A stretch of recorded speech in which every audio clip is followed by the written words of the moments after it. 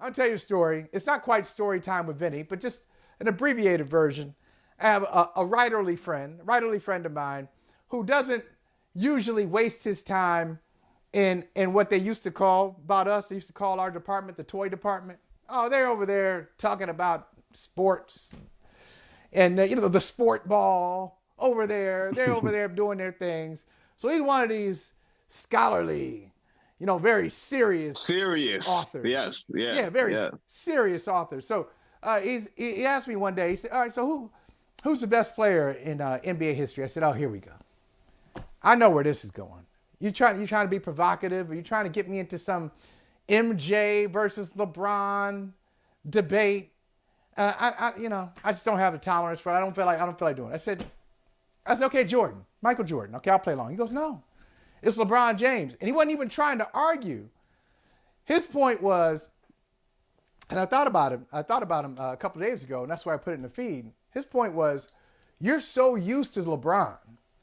You've been used to LeBron since he was in high school.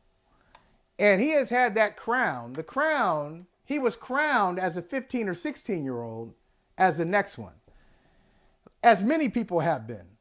Oh, this is the next one, the next Jordan, the next Kareem, the next Magic. We got a picture of all of those guys who were next. It was, Ice Reynolds. It was Harold Miner. Like all these guys are going to be the next this and next that. He's been wearing the crown, my scholarly friend said, since he was 15 or 16 years old. He fulfilled the next one. He fulfilled that assignment. And then he's taken it to the next level, almost to a all-time great level when it comes to points scored. He's going to pass Kareem very, very soon. He said, "You're so used to LeBron, you don't even see that he's the best player in NBA history." Now, that's a debate for another day. I'm not trying to go there, even though I do believe that now. I do believe he is the best.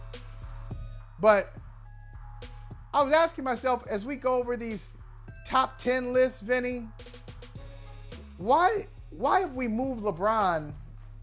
We've just kind of instinctively moved him down to like 8. He's probably like number 7 or 8 on your list.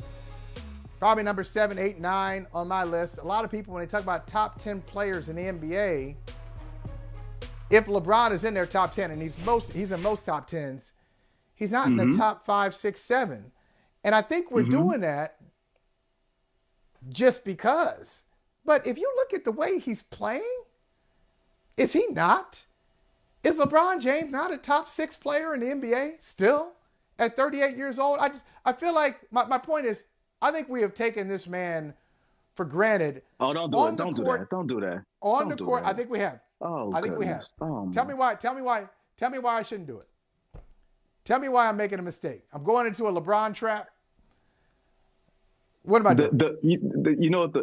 One of my favorite things in sports media is when someone says, "You know what? Such and such is underrated. We're not talking about such and such as much as we should." Well, then talk about him then, damn it. You do it yourself, right?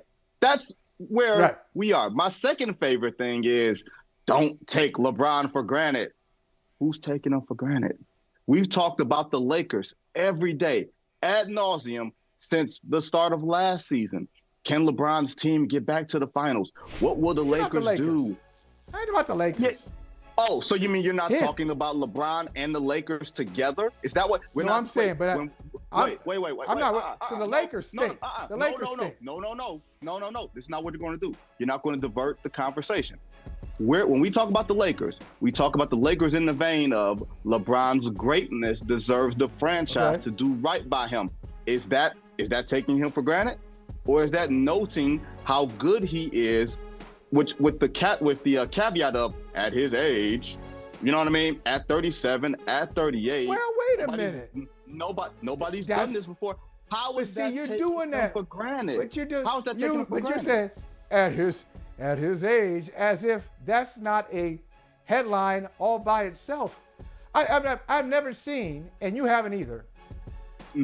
I've never seen a 38-year-old elite NBA player. I've never seen it. I've never seen it before until now. This blows my mind. At 38, elite. See, elite. Once again, you have short memory. You have a very Okay, short memory. who am I missing? Kareem Abdul-Jabbar was still an elite player on a championship Lakers team at 38, for one, right? He wasn't the Kareem of scoring championships, but that man was still getting double teamed. If you're still getting double teamed at 38 years old, that means teams fear you, right? That means that you are respected on the floor. And here's another thing that you do forget, and of course you're forgetting, of course, the guy from Detroit has to say it. When Michael Jordan was, 38, that first Wizards season, when he came back, before he got hurt after the All-Star break and he had to shut it down, go look at those pre-All-Star numbers. 25, 6, and 5. Numbers. But I saw him. You saw him too. I saw him. Wait, hold on. I saw it up close. Here's what I'm about to say. And you walked right into the trap. Yeah, I did. He wasn't a top 10 player in the league. Wait. Neither guy was a top 10 player at 38. No, neither guy was a top 10 player at 38 years old. I drew or top 20. You in. Or top 20. I drew you. Okay. He was a top 20. Okay, come on. He was top 20. Relax. All right, maybe. I drew you into the trap. The trap is. Let's go. Look at the numbers across the board in the NBA. Look at teams putting up 150 points. Very, very, very easy. It is so easy to score right now in the NBA so that when you look at individual numbers, it'll say, man, he's averaging 28, 29 a night. You got 5 or 6 guys averaging 30. You've got 40 players averaging 20 points a night. So you can easily try to contextualize what any player is doing and try to put it up against history and say, man, he's playing better than we thought. No, it's easier to score. It's easier to manipulate the game. If LeBron was as good as he was, then the Lakers would not be barely treading 500 in a Western Conference that's not very good. No. Because LeBron at his height, LeBron at his height could take himself and the trash from Sanford and Son and Lamont's Garage and carry you to the NBA Finals. On a night basis, on a given night, LeBron can be the best player in the world. Before now, because he's playing with trash right now. But before now, when's the last time LeBron played with trash? I mean, you may have to go back to the early Cleveland Part 1. And then, in retrospect, some of those dudes weren't as bad as we thought they were. But you got to go back to the Zydrunas Ilgauskas days, to the grown man named Boobie Gibson at point guard or two guard days. Donyell Marshall. And those guys, Eric Snow, all right. They're all right. LeBron hadn't played with trash in a long, long time. But the other thing is, I will say this. That team that he carried to the finals in 2018 with Cleveland after Kyrie got traded, and, that roster wasn't very good. That Eastern Conference wasn't very good. They got swept by Golden State in his last season in Cleveland. I won't say, you won't call any players trash. I won't anybody take that the wrong way. But that wasn't the best collection. Not the best. That wasn't the best collection of talent. So you're going to say for the very sensitive, we got to speak to the very sensitive. For the very sensitive out there, we're talking about in the sports context. We're not talking about them as human beings. For my scholarly friends who are not used to the toy department, we're not calling human beings trash and unworthy and subhuman. It's just a figure of speech. All right, play along. There we go. All right, but I'll say this. Hey, Vinnie, this is the one thing that you've forgotten. You're right. Scoring is up. It's dramatic. Scoring has never been as abundant in history. It's never been as abundant as it is right now in the history of basketball. But it's not easy for, who can I pick on right now? It's still not easy for Romeo Langford.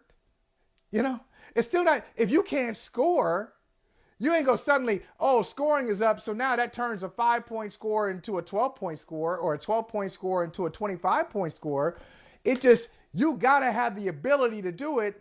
And so let's say you're naturally a 23, 24, you might go up to 26, 27. So I'm not going to be thrown off by, the scoring is up, therefore these numbers deserve some more scrutiny. Well, it's all in context. So LeBron could score before scoring was up, was scoring up now. He scores even easier, but he is an elite scorer, obviously, as he's about to be the number one guy in NBA history. I'm telling you, ain't no way Michael Jordan was a top 10 player at 38 years old. Hey, thank you for watching Brother from Another. If you haven't hit that subscribe button, go ahead and do that now. Don't forget you can catch us 3 to 4 weekdays on PeacockTV.com and on Sirius XM Channel 85.